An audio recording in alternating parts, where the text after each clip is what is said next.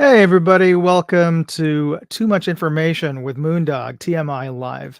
In the show, I'm going to be sharing some of the projects that I've finished on this week, as well as projects that I'll be working on next week and the next couple of weeks, and getting your feedback on that. And as well as sharing some of the things that I've discovered in my web searches and just living life in the last week or so. So we're going to get started. But first, I wanted to take the opportunity to call out this segment's sponsor, Aura. For those of you who've been watching a lot of my new content in the last month or so, I've been plugging Aura in practically just about every video, and that's because I use them.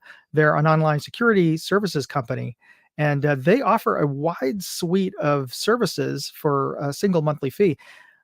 For example, VPNs, which hopefully a lot of you are familiar with, from because you'll often hear other YouTubers plug their videos as sponsored by NordVPN or something VPN. And the Virtual Private Network is a service where they're kind of like a firewall between you and the general public Wi-Fi. Like if you're ever just walking around somewhere, oftentimes you don't even realize that you've set up your phone for Wi-Fi so that you can get on at Starbucks or at a mall, a shopping center, or what have you. But those public Wi-Fi services, they have to be open to everybody and findable. And if there's a hacker out there who's skilled enough and has the right software, they can eavesdrop on communications to the public Wi-Fi server and potentially look into what you are browsing and sort of sniffing and sort of listening in digitally to how you're communicating with the World Wide Web. And so what a VPN service is you're basically logging into them first, and they're sort of they're hiding what you're looking for on the web. They're the bridge to the web for you, and they kind of offer a block to anybody who's sniffing around. And VPN services are pretty common. A lot of corporations use them, and you can get private VPN for yourself through a lot of VPN services. And Aura does offer that, but not just that. They offer a whole suite of services, like I was mentioning, which includes credit monitoring, fraud alerts, $1 million in identity theft insurance. And this is important because I recently got an email from a online gun retailer that I don't think I've actually bought anything for them, or maybe I have during a sale years ago, but I haven't bought anything from them in a while. But they sent me an email saying, "Oh, by the way, we're sorry to let you know that our servers were hacked, and some of your information may have been exposed. So somehow somebody hacked their servers and got into people's names and potentially their accounts." Not necessarily stole anything or bought anything in your account. Maybe they did. I don't know. But for me, it wasn't.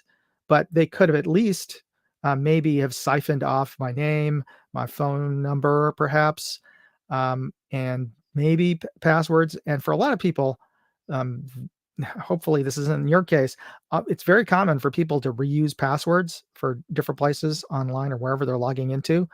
And yeah, that's a bad thing. If you do that, stop doing that and figure out some sort of method or methodology to change your password for everything you use. But let's say if you were shopping at cabela's.com and use a password, uh, I love 2A or something.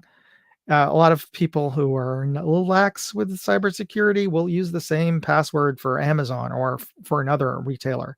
And if one company gets hacked, they're probably going to try to look at every other. They're probably going to try. Let's say if you got hacked, if Cabela's got hacked, and you happen to use the same password, they're probably going to try to log into Amazon and use that same password. And heaven forbid that they were able to get into your account. Anyway, long story short, Aura offers a lot of services, and one of them is identity theft insurance, $1 million in identity theft insurance.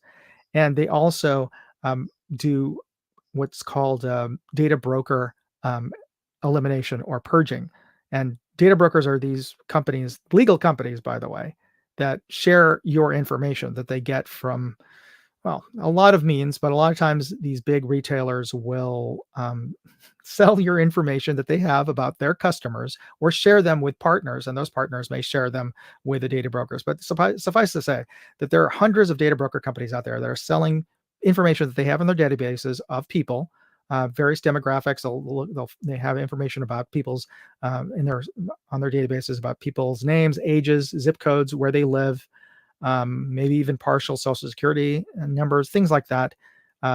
Ostensibly, it's to allow marketing companies and political organizations to send, basically spam mail to everybody, and they can buy these lists from these data brokers. And probably your information is with them, but you can get them off, but you'd have to log into every one of those data brokers individually. And good luck. There are hundreds of them online. Or you can use a service. Now, there are a lot of services out there. Or as one of them, that's great about all this is that they have all that bundled into one package deal. And I've used them. I was actually on like 30, I think it was like 32 or 36 different data brokers that they found my information on. And all I had to do was press the button, remove me. And they're going through the process of removing me. They've removed me from like 20 of them so far, and they're continually requesting to have my data or my information removed, expunged from their databases. So anyway, long story short, I have a opportunity for you to try them out for free. Use my link there, r.com/moondog, and you'll get a 14-day free trial. Absolutely free. Try them out. Especially try that data broker service that I was mentioning. You'll be shocked at finding how many data brokers have your information. So definitely, I will put this on the chat right now, actually, and let me just catch up with all the chatter that you guys put up. Let me put https aura.com/moondog. So yeah, try them out. You get 14-day free trial, so definitely try them out. Okay. So I want to thank everybody for joining in. Starting up, I'm going to do a little call out here immediately. We got Hillbilly Up, American Hillbilly. Thank you for being out there. We got Jacob S. We got Michael DeHart.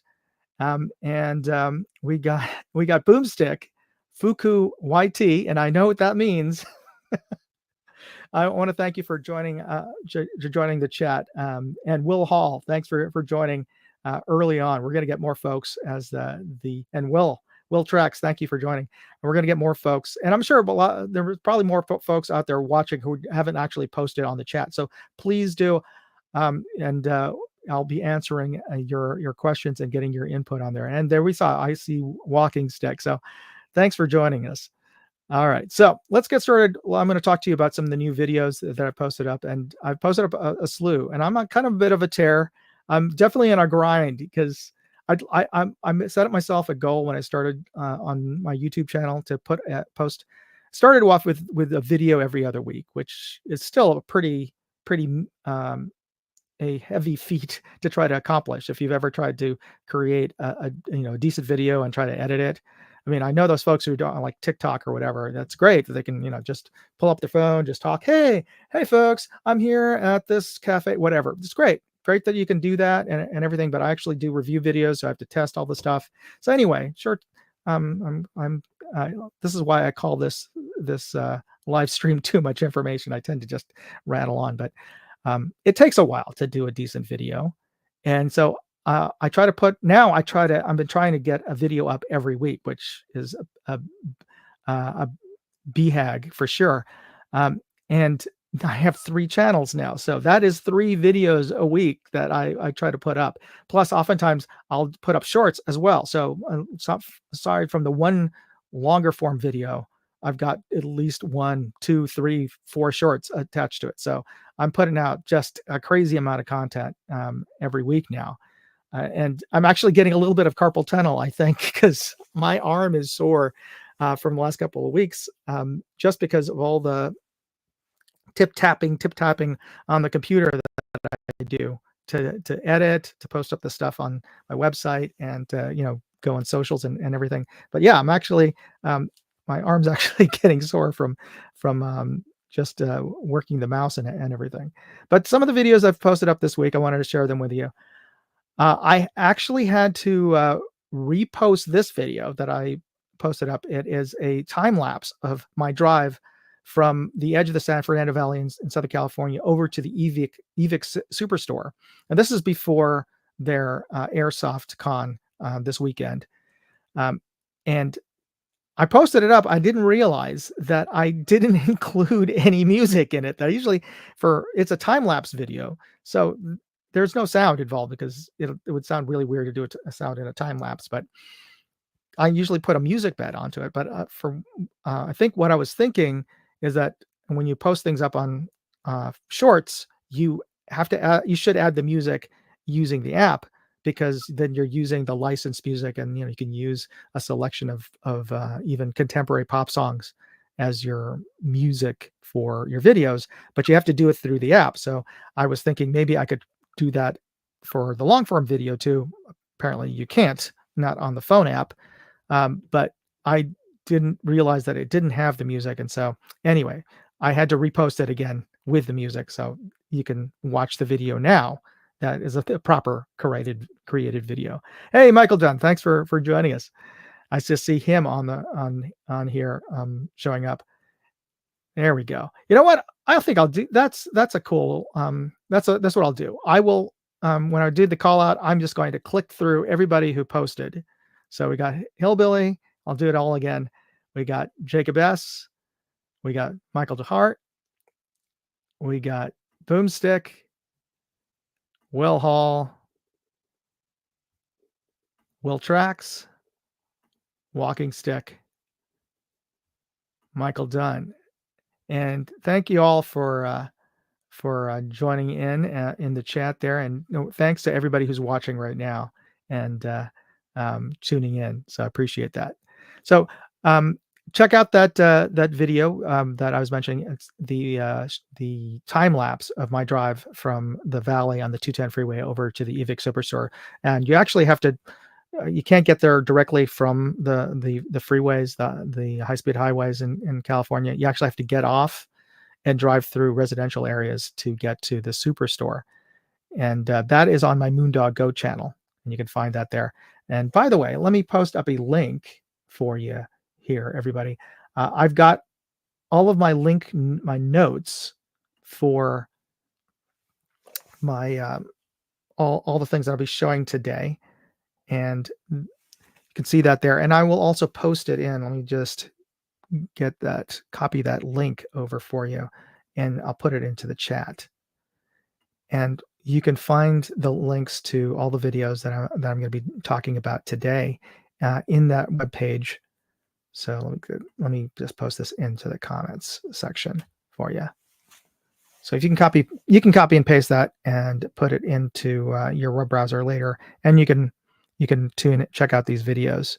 So the next video that I posted, this one, it was for my Moondog Reviews channel, and I went live with the E5. This is a Claris product, and Claris flashlights make some really cool flashlights here. And this is, look at that. That is super thin, and it's bright, and it's got a clip-on. So it's really designed to be a clip-on light. This is actually the main light, but it does have like a regular light on the side. And it's very fashionable, very cool. But I go into and test the flashlight as well, do a lumen test on it. And it's a good flashlight, and even has a magnet at the very end. So, but there's a couple things that I wasn't quite fond of. One is, if you can see here, it looks really nice. They really did a good job of industrial design in terms of making it look really cool. But if you see here, this is the cover for the charger, the USB-C. It's a little plug. That's the cover for the USB-C plug on there on that side.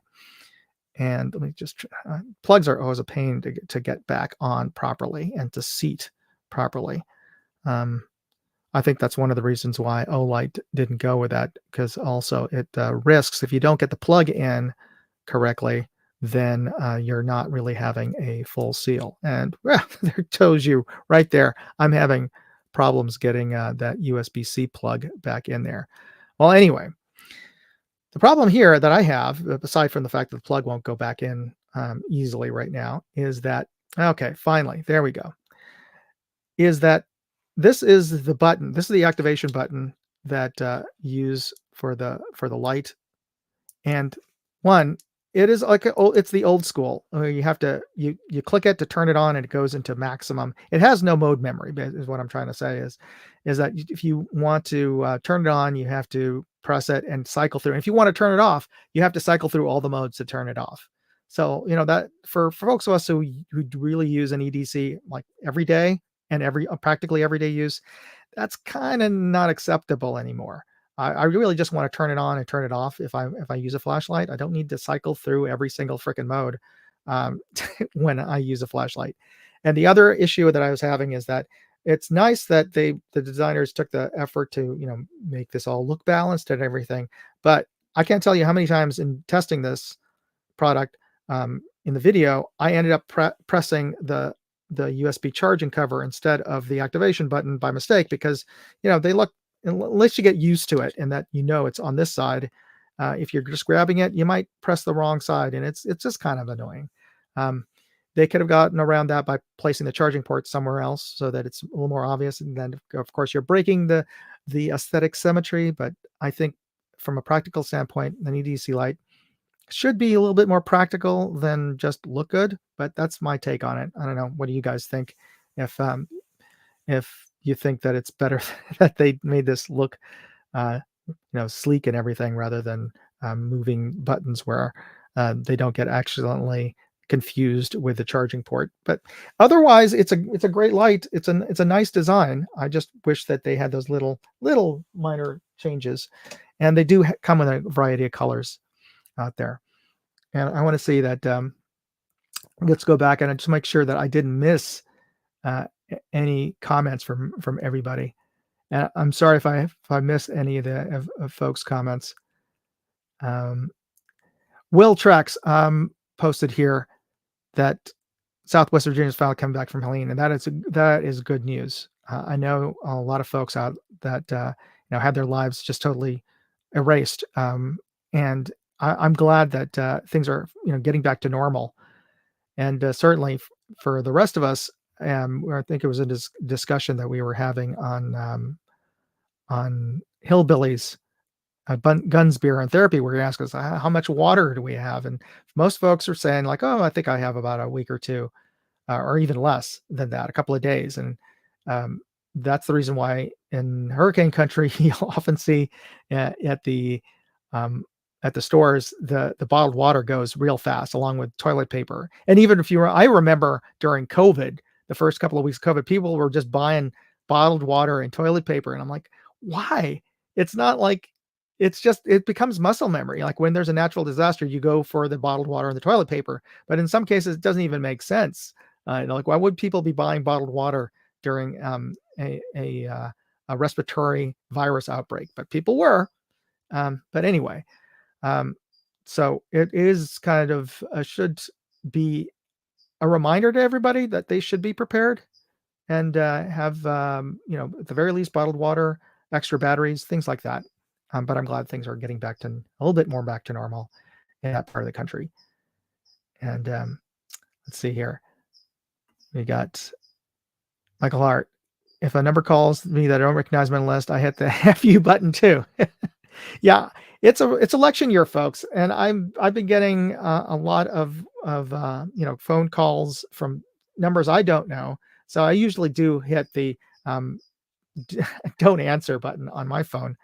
And for those of you who don't know, my phone, I bought my phone originally. My first cell phone I bought was when I was living in Hawaii.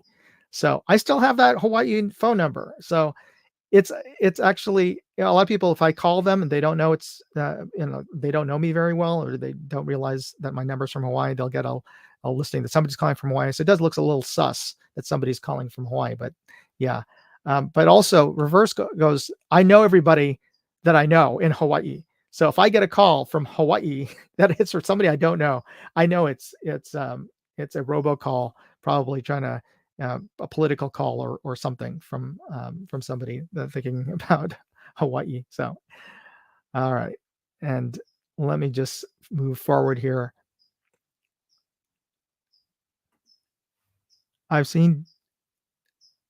Will Truck says, I've seen Diamond Head iron sights on the EVIC site.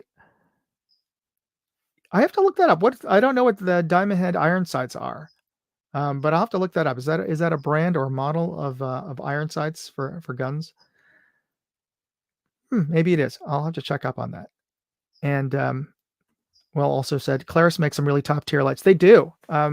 I've got a couple of their hiking lights. They're especially light maker, like Olight and a couple of other um, um, high-end light companies. So if you haven't heard of Claris, don't feel too bad about that. But they don't make budget stuff. I mean, their stuff is affordable, but they also make some higher end stuff.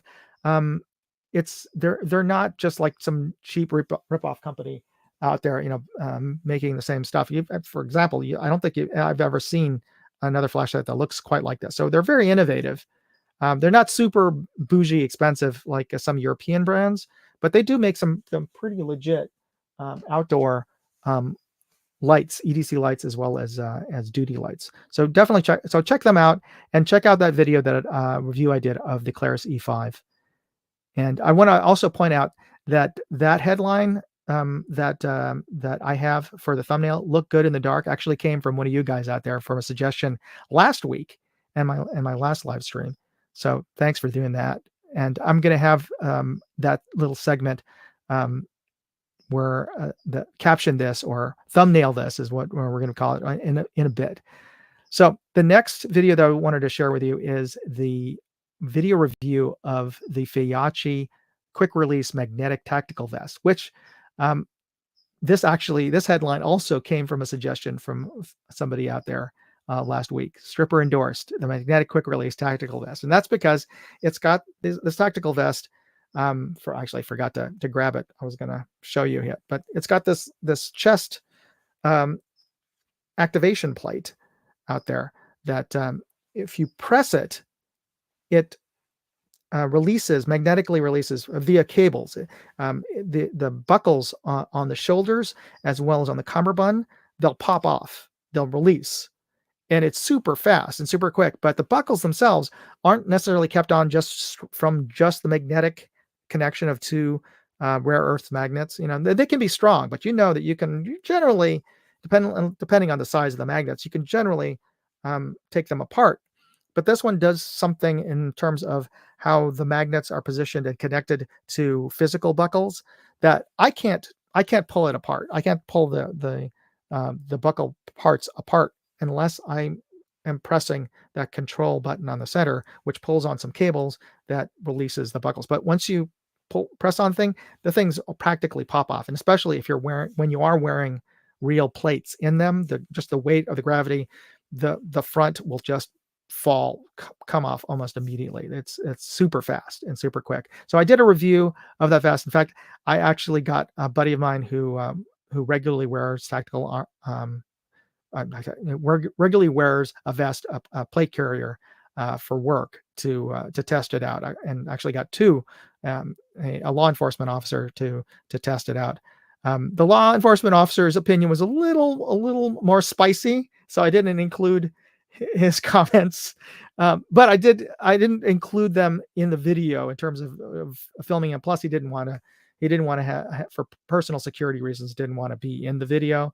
But I included the summary of them in my own commentary about it. But in real life, his comments about the quality of the stitching and the materials was a bit on the spicy side. So I got to say that he did say it does work. And for folks who aren't professionals, who don't use a tactical vest on a daily basis, he said, I'm sure it'll be fine for the normies out there who just need a plate carrier once in a while, or in case of a extreme emergency, it will work. But he definitely said that the pouches and everything else weren't up to date in terms of being high speed like operators today.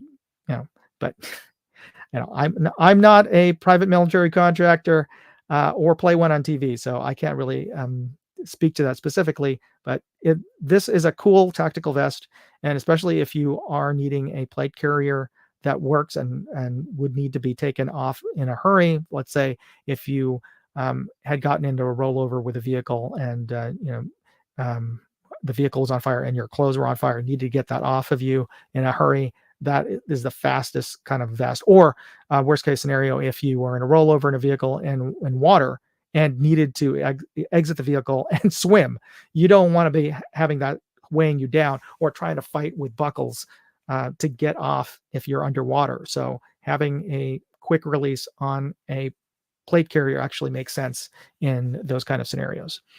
All right. So, by the way, there is, um, and I'll get back to this one actually, but there is a contest that this vest, I'm giving away this vest, or letting Fiachi is letting me give away one of these vests for you. So I'm giving you an early sneak peek to the contest that's actually online now, and it will replace the Discovery Optics contest on my contest page next month. But it is I've made the page live now, so you can enter that contest, and it's the same rules as the Discovery Optics contest. So if you already made the screenshots for Discovery, the ring contest, you can enter this contest as well to get the tactical vest. And especially if you're playing airsoft, if you're into airsoft or LARPing, this vest is pretty cool. So, and you won't, and a lot of folks, when you just show them the quick release, they'll go, whoa, that's pretty neat. Oh, here's a comment from Will. He said, I've worn body armor and quick release with Velcro is fairly quick and adding metal seems counterintuitive, but it looks really nice and better than not having one if you need it. This is true. But I was thinking about in terms of the, if for some of the straps, especially the shoulder straps, the buckle, most of them are now with a Velcro quick release. Just fiddling around with straps when you're in a hurry, it can get in the way. This one, when you see the video, I don't know if you've seen it, Will, you'll be kind of, it's kind of remarkable how quickly it comes off, and it's remarkable when you actually have one, just how strong the connection is. I couldn't twist it. I couldn't pull it apart. It was on. So they did a really interesting and very unique job. And I got to wonder if they copied that from some other company that makes it. If there is, I don't know who that is, but I don't know if they invented it. Fiachi isn't necessarily known for being a super innovative engineering company. They're kind of known for taking an existing idea and doing their riff on it. So if any of you viewers out there know the company that originally came up with a magnetic quick release buckle system, please let me know, because I'm interested and curious about that. All right. So as I was mentioning, I was showing you the little screen there a second ago, and I'm gonna bring it up here. I made a couple of different thumbnails from suggestions from folks last week, and I just wanted to show you what YouTube's testing system is. And they're now allowing creators to post multiple versions of thumbnails to see and have YouTube test which one people are most likely to click on. And you'll probably never see all these other different versions, but YouTube will serve up a thumbnail of a video, or a video to you. It'll show you a thumbnail, and they track how often they show you a thumbnail and how often you click on it. And so they're letting creators post up multiple variations, up to 3. And this is sort of a real-time test. And we can see already, I've got 3 different thumbnails here. One says "Doff it like it's hot," and that's getting a click through of the click throughs that people actually clicked onto the video. 36.8 of them did so from the "Doff it like it's hot" headline.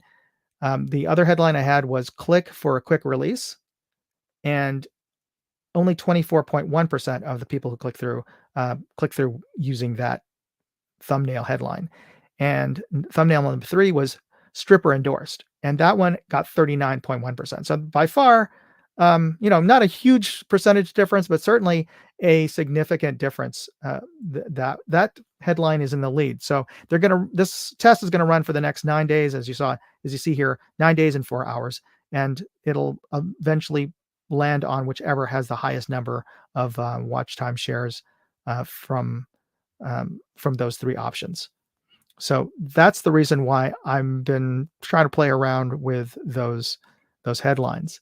And finally, we have the last video that I did this week, and that is the new Maven RS4 video, which is their 5-30 first focal plane scope. Really nice looking scope, very very expensive looking, and and it's not just how it looks. The performance was really good, and it's becoming one of my more popular videos. It's already gotten over 2,000 views in the last couple of days, so that's a lot for me. And so this is a really popular video. And thing is, this one is going to be the hashtag for the contest tonight. So if get your hashtags in, what I want you to do is, for those of you who are watching, if you join in the chat and you type in hashtag Maven, you're going to be entered into a live contest. And let me pull off that at the bottom just so you can see that clearly. And what you're going to win, in honor of the RS4 video, I'm going to send out the new Maven catalog, and it's a nice catalog. You can see all of the cool products that we probably can't afford because their stuff is, yeah, pretty bougie. But yeah, it's nice to see the stuff that the tech billionaires can afford. But I will include a selection of their decals, which are actually nicely designed, as well as a Maven microfiber cleaning cloth. So this little promo pack of Maven decals and the microfiber cleaning cloth and their catalog will be going to the winner tonight, who posts just post in hashtag Maven, and you could win this little promo packet. And we'll do the real-time live spin in a minute here. Let me just continue on with our show here. So get your hashtag in, hashtag Maven, for that. And I did have one other final video that I put out this week, and in a sense, this is a redo of a video that I put out a couple of weeks ago announcing the Discovery Optics contest. And you can win one of these Discovery Optics really nice scope mounts. And I'm gonna just bring this up just to see what you're dealing with here. This is their 20 MOA mount. You can see here, this is not just silver paint. This is actually pre-lapped and polished rings, and the whole mount was done from a single billet of aluminum. So they milled all of this out from one block, which is, for a lot of budget scope rings, that they don't do that. What they do is they just make a ton of different tops and mix and match with different bottoms. This one, they milled them all together just for that extra precision. So you're getting that with this particular ring, that extra precision. Plus, it has 6 torque screws at the top, so that's extra. The reason why you want a polished interior is that gives you the smoothest surface, so the most contact surface between your rings and your scope tube. That, and plus you got the 6 the row of 6 screws in there really gives you a good wide patch of contact, so you're not crushing one section of your tube, and a lot of gripping power. And it has 3 recoil lugs at the bottom, not just like 1 or 2. So yeah, this is a primo set of rings, but you have an opportunity to win this in my contest this month, or your choice of scope rings, not just a mount. And you can find that at moondogindustries.com/contest. And I will post a link to that. I'll type that in right now for you. moondogindustries.com/contest. Whoops. So you can find out how to enter to win this, and you can enter to win this for free. All you have to do is subscribe to my new travel channel, Moondog Go, which hopefully, most of you are watching this on. So that'll be an easy thing. Just hit that subscribe button and then send me a screenshot of that. And that is to qualify you to enter the contest to win one of these at the end of the month, or a set of Discovery Optics scope rings, which I have over here. And these two are pre-lapped and pre-polished. So they're quite nice. All right. Let's move on. Oh, before I go, is that there is a discount code that I just got from Discovery Optics. If you use Moondog 1021 on Amazon, and you can find, again, all of these links on my website in the notes section. And let me just post that up again. That if if you use that promo code, you get 10% off if you buy those that 20 MOA mount now. They just released it, so it's available now on Amazon, and also available through Discovery Optics website as well. And you can get a 10% off code. Use code Moondog on their website to get 10% off anything that 20 mm mount or any of their products over at Discovery Optics. But right now they're offering 10% off on Amazon for the 20 MOA mount specifically. All right, so I was mentioning thumbnail this. So that is the segment where I'm letting you have the opportunity to come up with a cool headline for one of my upcoming videos. All right, and here is one of the videos I'm working on. And let me just answer a couple of questions here from Michael DeHart. If you've already entered and sent your screenshot, do we need to go over and do it again for each contest? Or, well, you do have to do it for if you want to enter into the different contests, like if you want to enter the vest contest, you have to enter again. If you've already entered the scope ring contest, you have to use the link, a separate link, to go to the entry form for the plate carrier vest contest. But you can use the same screenshot for either of those contests. If so, that's what I mean, is that if you've already subscribed or donated to my daughter's choir, then you can just send a screenshot of that for the other contest. And one of the reasons I do that is because I don't know if somebody who entered the contest for the vest is interested in the scope rings or vice versa. So that's the reason why I'm asking for you guys to enter again for that particular contest. All right, so getting back to the caption, what I have here is a photo of a Primary Arms SLX LPVO, and it's one of my favorite LPVOs. I owned it for a couple of years now, actually. But funny thing is, I haven't gotten around to reviewing it up until now. Part of that is when I first got it, I really didn't have a lot of experience with LPVOs, and that was the first LPVO I had, so I kind of put it off to the side. Plus, there were so many reviews on the SLX at the time, or before there was a SLX, and that's what influenced me. That I watched Garand Thumb and some other folks online do the review on the Primary Arms ACSS reticle. And I thought, who needs another review on it? So I just put it off to the side. And then life happens. I got other stuff that I needed to review, and other folks, other brands wanted me to review their LPVOs. So I just kept on pushing it off. And finally I had some time, and I said, I got to do a review on the Primary Arms SLX, because a lot of the comments I would get for the LPVO reviews that I would do is, hey, this is a interesting LPVO, but have you looked into the Primary Arms? I mean, yeah, I have one. I own one, but nobody knows I own one because I never get a review on it. And so that's what I finally done. I've done a review of the Primary Arms. So what do you think should be the headline for this? And I don't know, your thoughts. I was actually kind of struggling with this one because I didn't know what else to say about it. It's not their top LPVO anymore, for sure. It was never necessarily their most like top tier brand, but the ACSS reticle really did change the sort of the design aesthetic for a lot of second focal plane reticles. And some people hate the ACSS reticle, and some people, I particularly like it. It's great for action shooting because I like the big donut of death, and the chevron makes it really easy to aim for close to medium range targets. For long range, it's not great because it's so freaking big that it obscures far away targets. I get that, totally get it. But for what I use an LPVO for, I really like the reticle.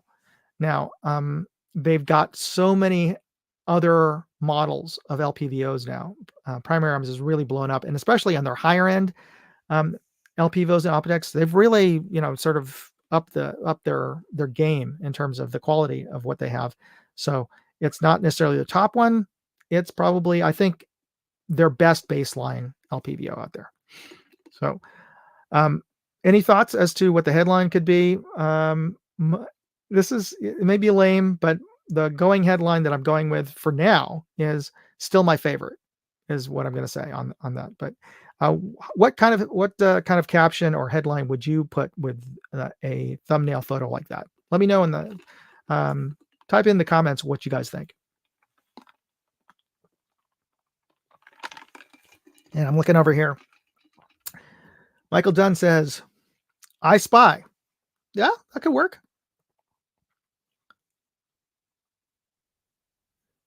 And Daniel Baggs. Hey, how are you doing, Daniel?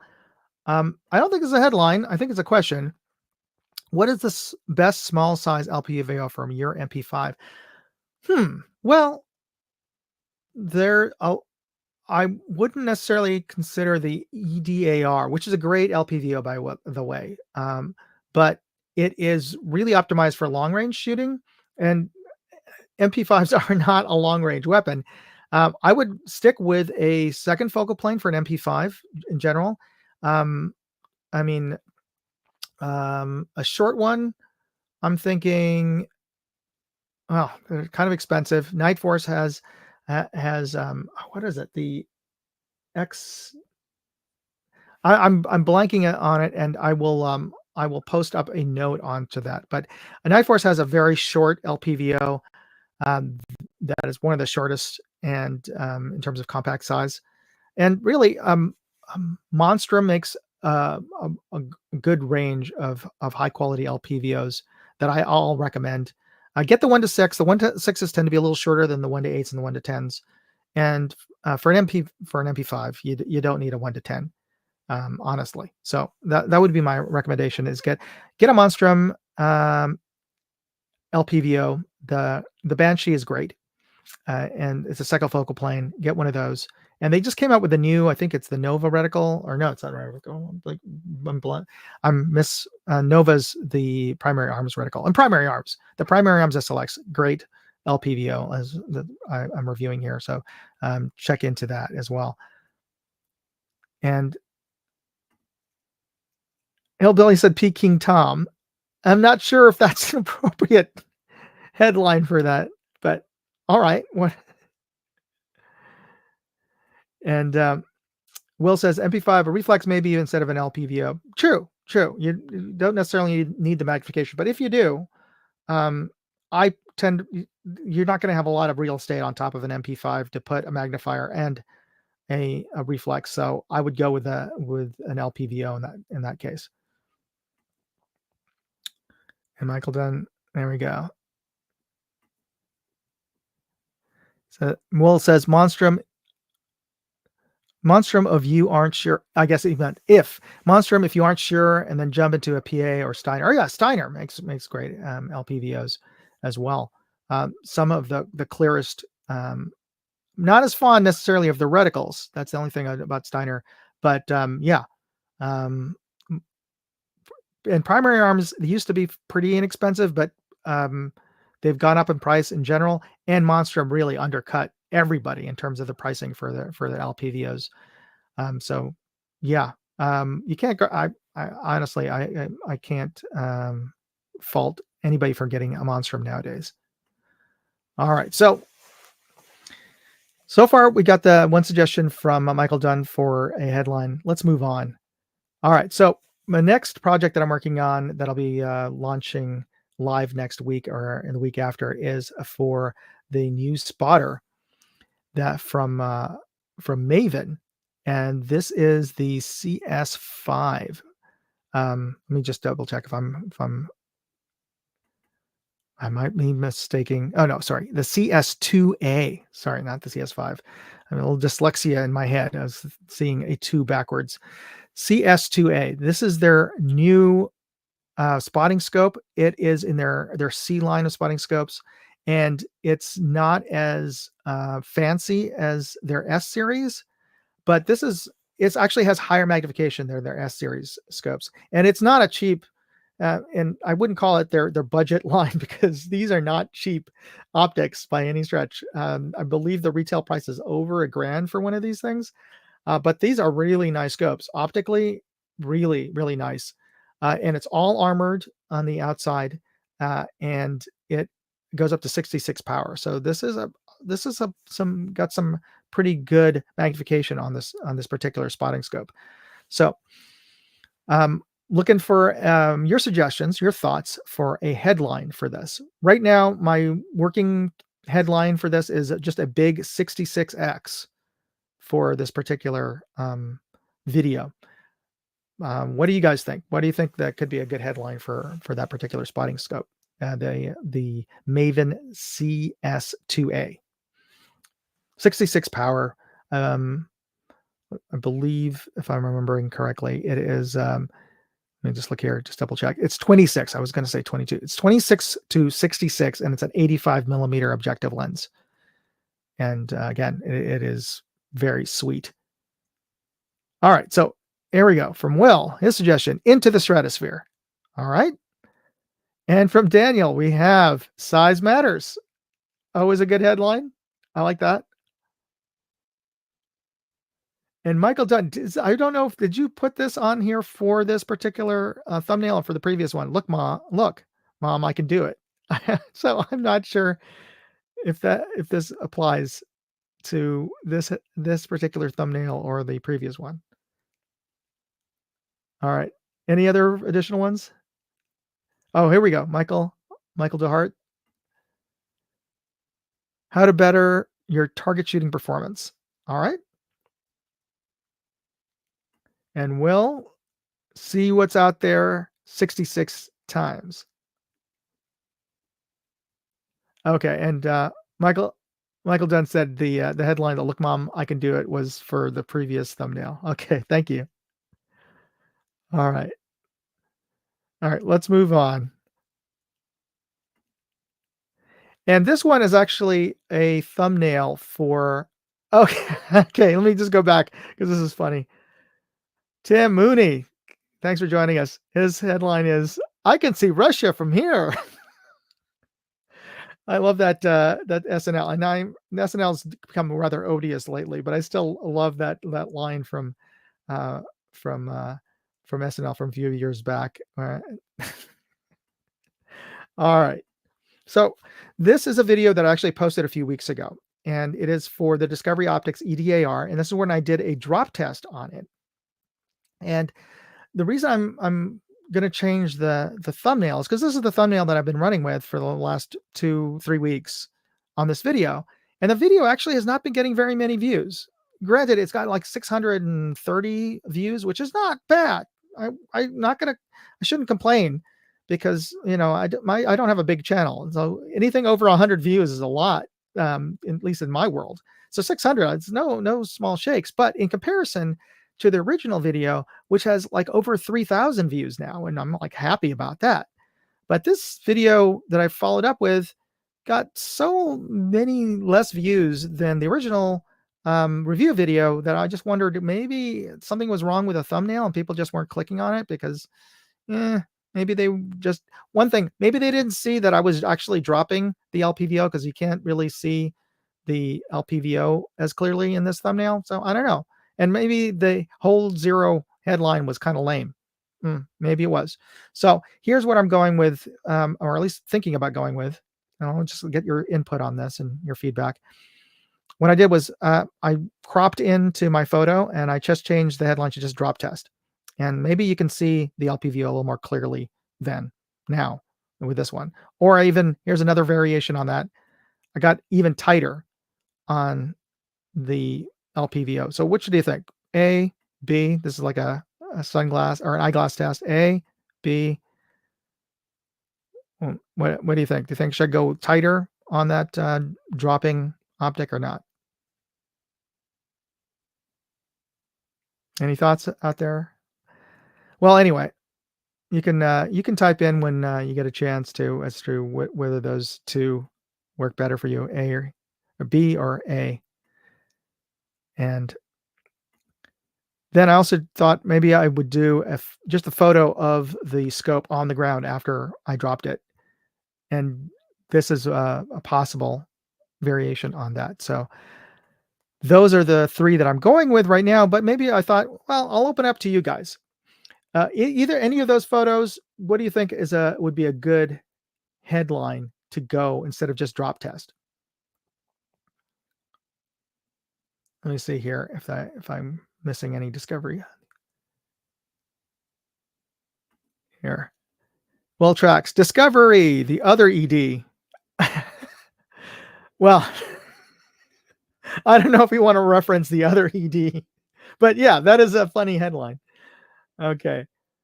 I like this one from Michael Dunn. Oops, did I do that? Okay, that works. And Jacob S. Bottom left, I think is the best. Yeah, so I will probably because I have an option to test out um three different thumbnails. So I'll probably definitely go with the bottom left just because it's a different photo.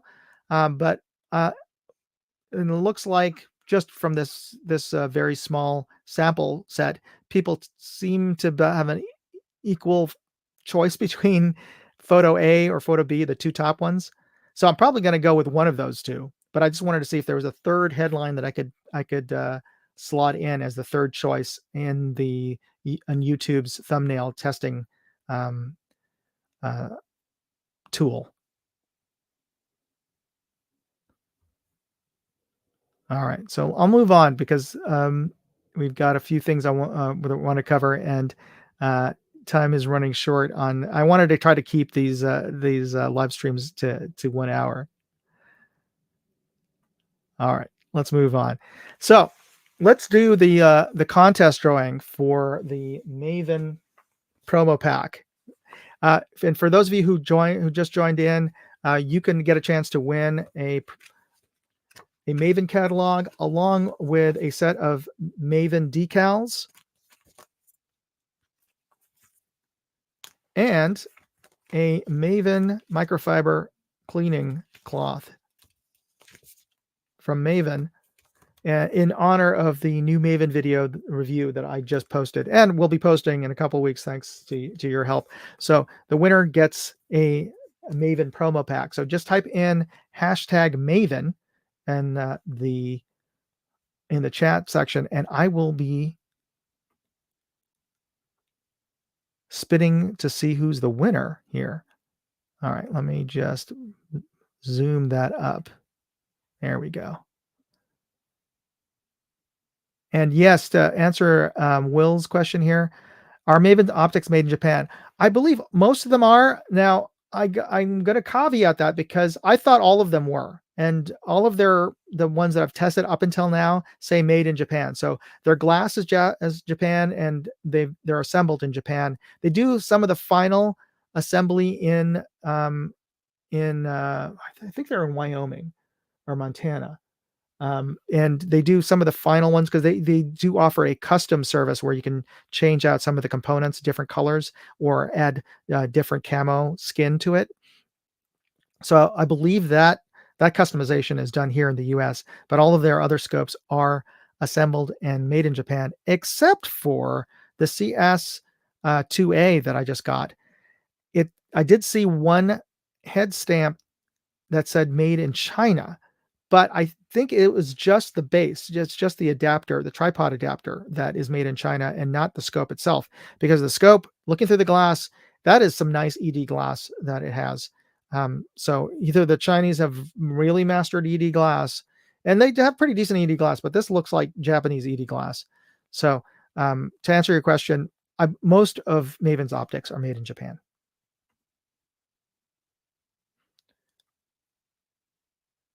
And Will even back me up here. I've looked through the 2.5 to 10, and man, that glass is insane clear. Yeah, it is. So anyway, Maven, we're going to spin last call, and I'm going to draw. So let's see who's the winner.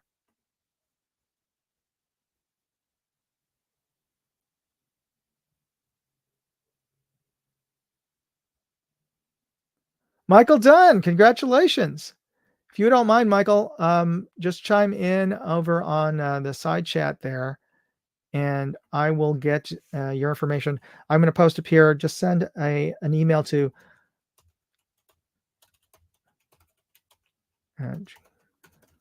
send it to my email. Send me your contact information and mailing information, and I will get that packet over to you. So, congratulations.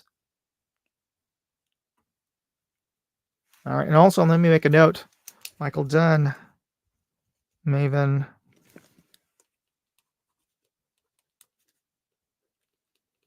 Michael Dunn. All right. All right. Moving along. We're getting in a good clip here. All right. So, one of the segments I'm doing this week is word of the week. This is a new word that I did not know that I learned, and the word is cheering guide.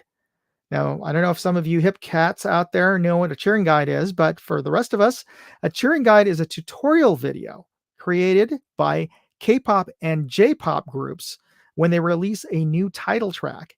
And what this is they will make a video explaining to their fans how the fans should cheer at their concerts, how they should sing, what sections of the song of this new song they should um, say back to the group while they are performing the song in concert. So it's like a tutorial on how to be a fan in a concert. It's kind of wild. Um, so I'm going to show you what one of these things are. And the reason I found out about this was I was watching one of these videos on the TV. I was watching my daughter watch one of these, and I was asking her, like, what kind of music video this is? This is kind of lame. And she says, "Oh no, it's a cheering guide." Like, what is that? And so I had to look it up. That's the reason. He's like, of course, the kids know these new cool things. But here's one of them. I'm gonna share this with you, and hopefully I don't get hit with a copyright tag. So I'm gonna keep this fairly short.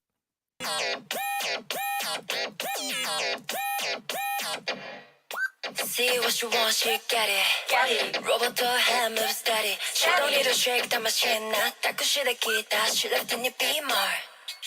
UFOED.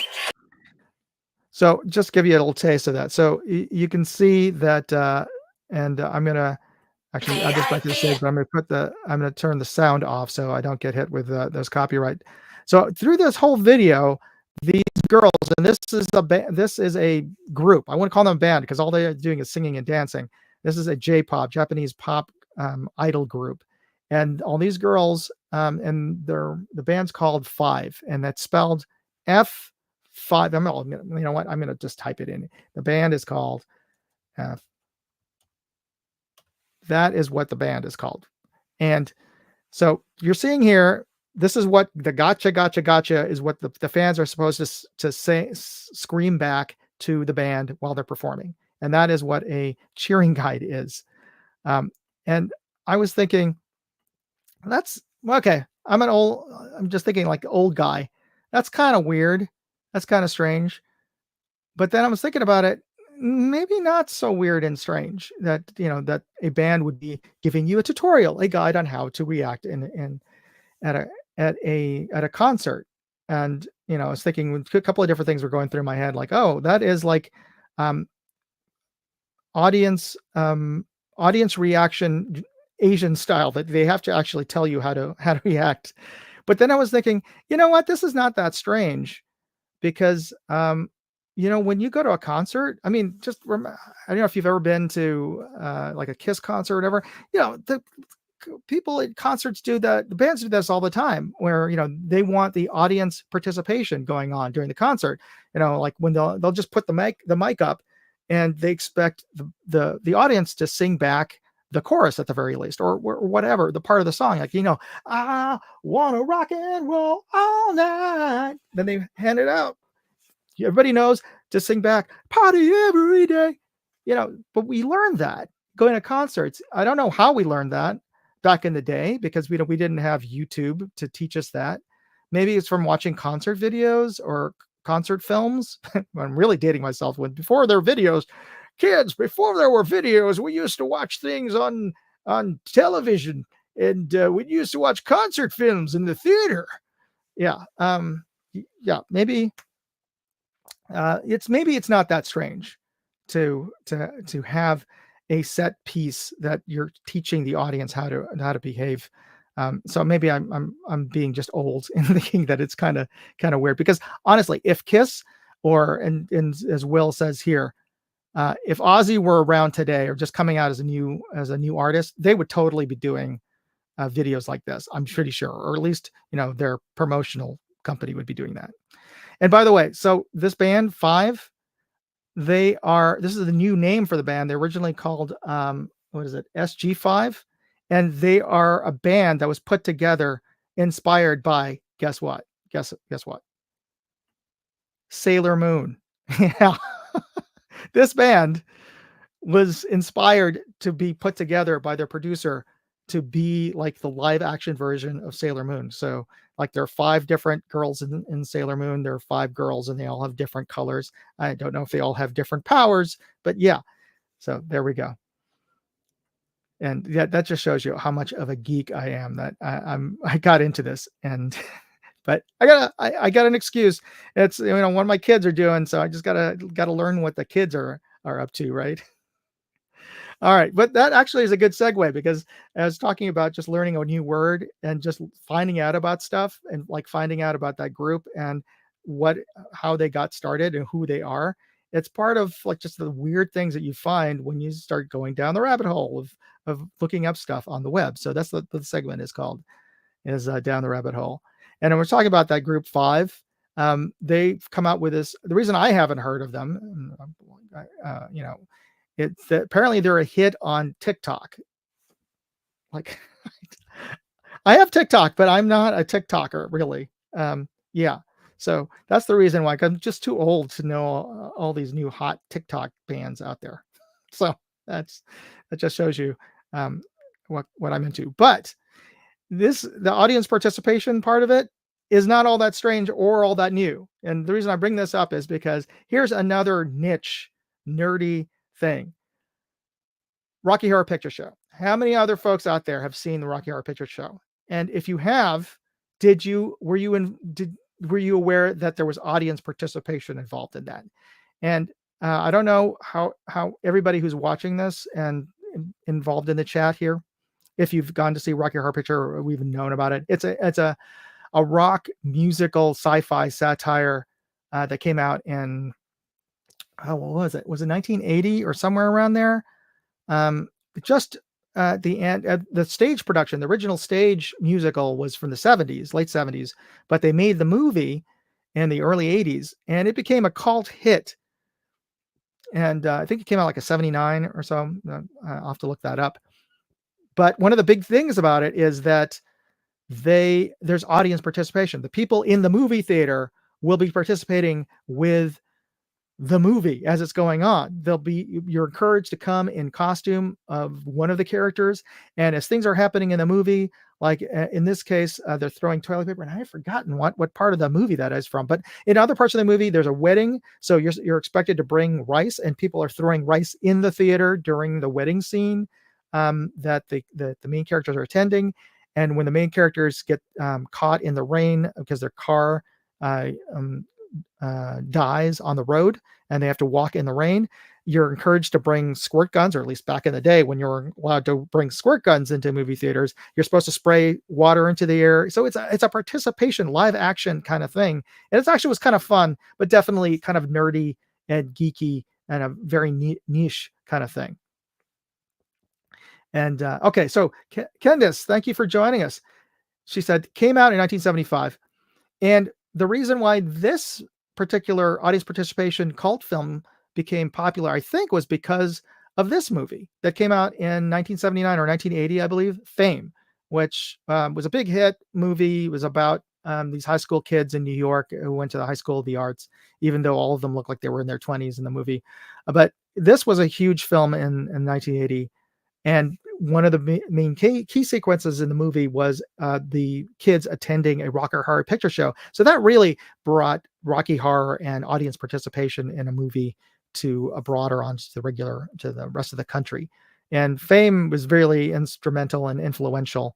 It really set the sort of archetype for the artsy kid in school and what they should be into, what they should be wearing for the rest of the 80s and into even today. fame as a movie, and even became a TV show for a little while. Um, Spin-off, inspired Glee and a lot of other films. It's become its own sort of trope in and of itself. But this leads us into inspiration of how things inspire other things. Well, one of the things I was watching this week was Professor of Rock, who is a great YouTuber, by the way. He does video essays on different rock bands and rock trends. And his by the name Professor of Rock, he specializes in rock groups from the 60s up until today, but 60s, 70s, classic rock basically. But he covers all of music in general, but also not just rock, but getting into pop music. And this is one of the videos that I was watching this week was the Hall and Oates song "Say No Go," and how it inspired, or in this case, this is his clickbait thumbnail, is how um, Michael Jackson ripped off this song. It's not quite true, but that's what you find out in the video. And I've got a link to that video here. But there's a prophetic story, but it's not really prophetic because it's true. Michael Jackson actually went backstage, went to go to Hall & Oates concert in the early 80s. And this song, Say No Go, became a number one right after Olivia Newton-John's Physical. And Michael Jackson and his brothers went to the concert, and they, if you're a big artist, you go backstage, you meet the guys. And Michael Jackson said he really loved the song, and that he even danced to it at home. So, and Michael Jackson admitted later, I believe to them at some other point, or maybe at some other interview, that the bass line, which is for Say No Go, inspired him to write the bass line for Billie Jean. So that is a sort of the connection there that I thought was really interesting.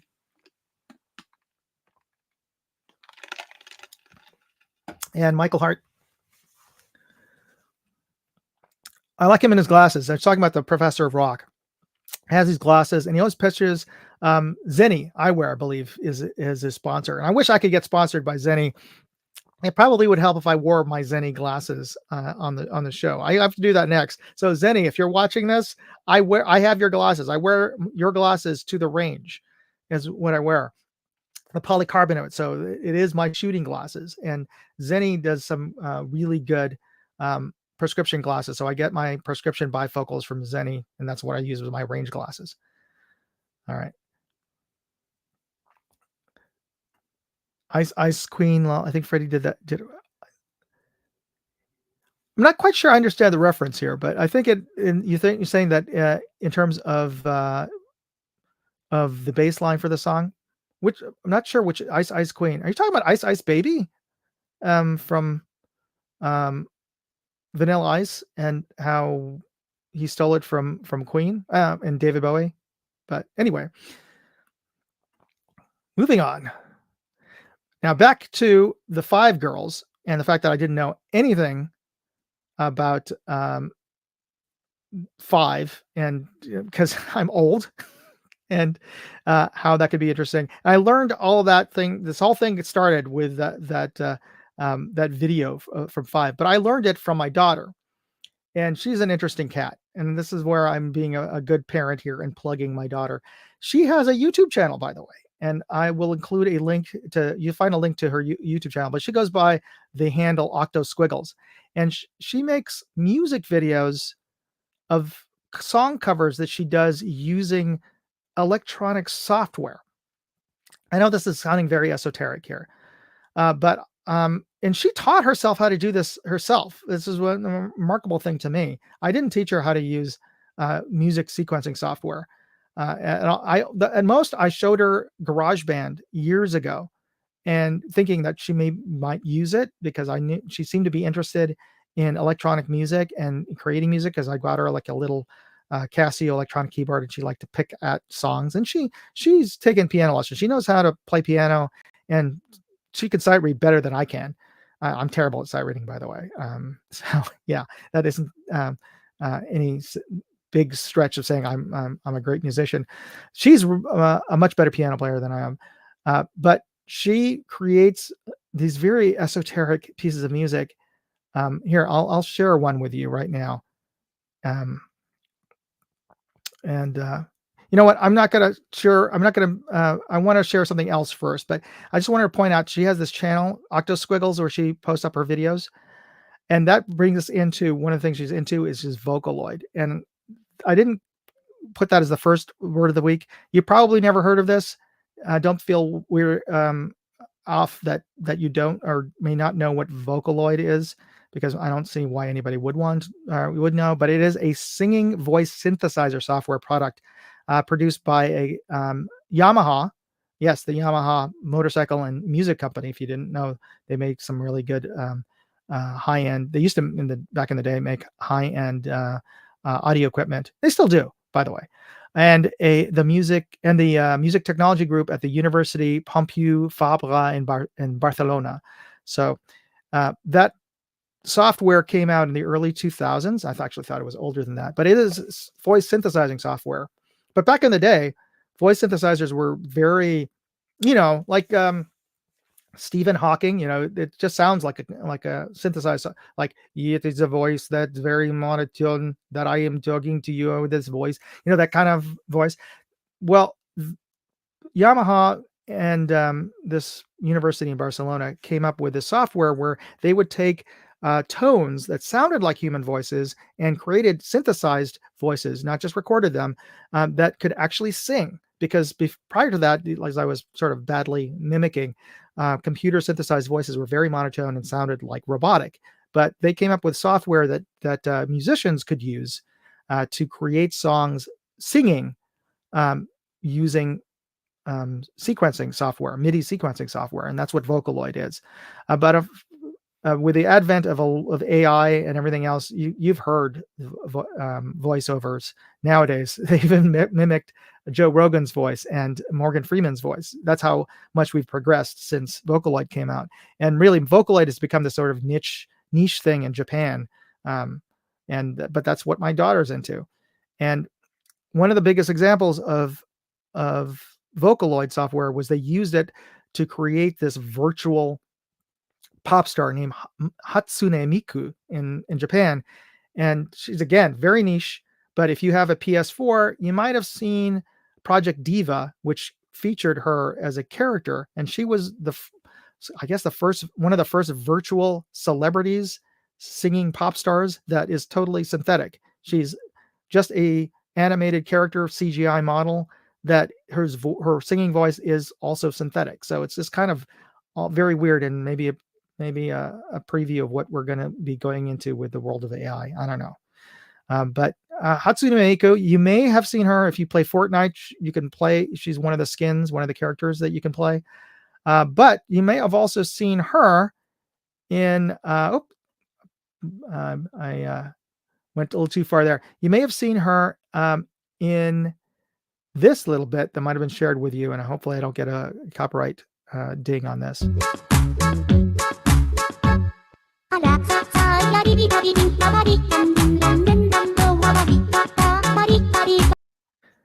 Yeah, so that little animation of her doing like that I don't know. It was one of those viral videos back in the day. So that's Hatsune Miku.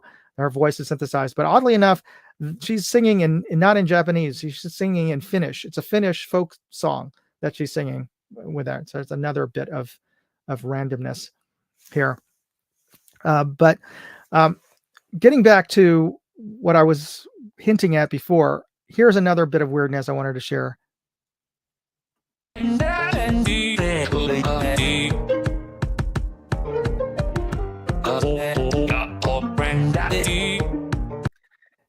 Now, if you didn't understand a thing that was said there, I don't blame you. I didn't understand.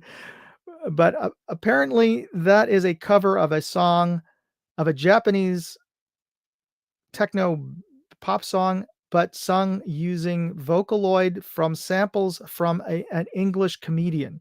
I know this is really weird, but again, this is why this segment is called In the Rabbit Hole. And that was a cover song that my daughter created. So that's the only reason I bring this whole thing up, was that is what my daughter is into, and she's basically doing what every teenager does, is they get into things that their parents do not understand. And it's funny, the irony is when I was growing up, I was thinking, when I grow up, I'm not gonna be one of those parents that's just gonna be totally clueless. I'm gonna be into so many things that I'm gonna be into what my kids are into. This is not something I am into now. I am looking at this like every other parent, like, what the? Yeah, that's I guess that's what every parent gets into.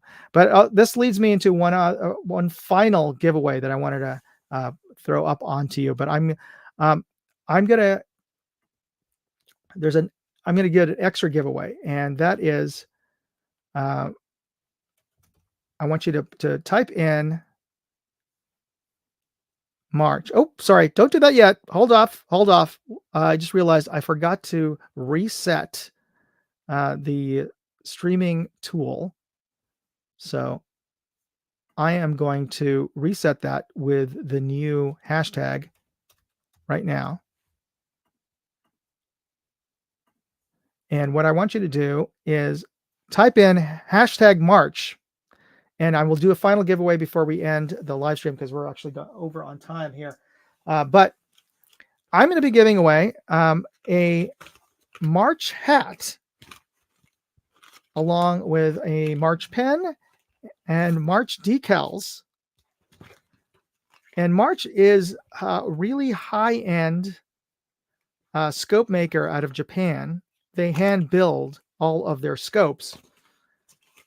And their scopes are primo, top end for bench rest F-class folks. If you've never heard of them, don't be surprised because their scopes are over $3,000 a piece.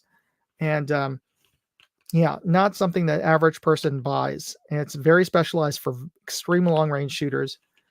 And they are one of the top tier scope makers out there for folks who easily spend a couple grand building their rifles for long range. March is one of the top brands, along with Schmidt and Bender, Zeiss, and Night Force. They are one of the top tier brands. So I'm giving away this to everybody who types in hashtag March. And I'm going to give everybody another little count to 10 before I do that spin and end the night here.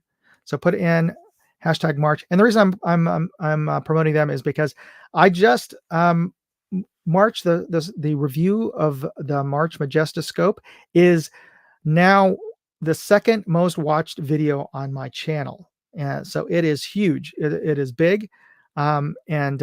I am very appreciative to March for lending me that scope. They didn't give me that scope. They lent it to me, but I appreciate the fact they lent it to me for me to review. So it's done really well. Well over 500,000 views, which for my channel is insane. By far one of the most viewed videos of my channel. So I'm giving away this March baseball cap. So just type in hashtag March. I'll give it to a count of 5, 4, 3, 2. All right, I'm going to add this to the stage here, and we're going to draw the winner for this cap. All right.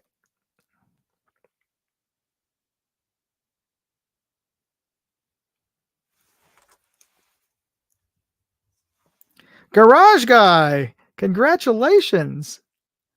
All right. Congratulations, Garage Guy. All right. Put that there, Garage Guy.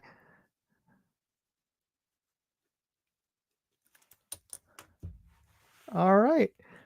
So Garage Guy, send me, shoot me an email. I think I don't remember if I do have your email, but let me just send me an email at moondogairsoft@gmail.com and send me your mail to information, and I'll send this promo pack from March out over to you. So congratulations. All right, folks, thank you for sticking in with me. 20 minutes past my hour, and I was worried that I didn't have enough content to share with you guys, but I guess too much information. All right, thank you for joining me. And I want to thank you, and I want to thank American Hillbilly for letting me borrow his stream for tonight. And I'd like to thank everybody out there on the side chat and everybody who also just tuned in.